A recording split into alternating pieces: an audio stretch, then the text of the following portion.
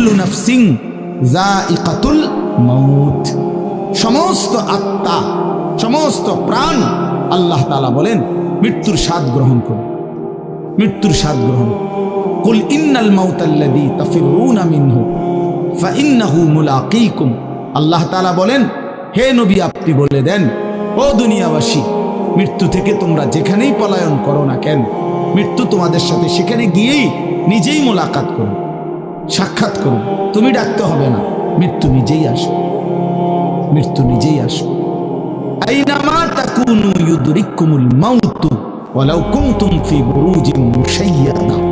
আল্লাহ বলে, তুমি যদি এমন একটা বিল্ডিং বানাও, ঘর বানাও, যে ঘরটা অনেক উঁচা, যে ঘরটার উপর দিয়া কেউ ভিতরে ঢুকতে পারবে না, যে ঘরটার মধ্যে একটা ছিদ্র নাই, একদম আটকানো, তো এরকম একটা ছিদ্রবিহীন সুউচ্চ ঘরও যদি তুমি বানিয়ে তার ভেতরেও তুমি আশ্রয় নাও, তো ইউদরিকুমুল মাউত,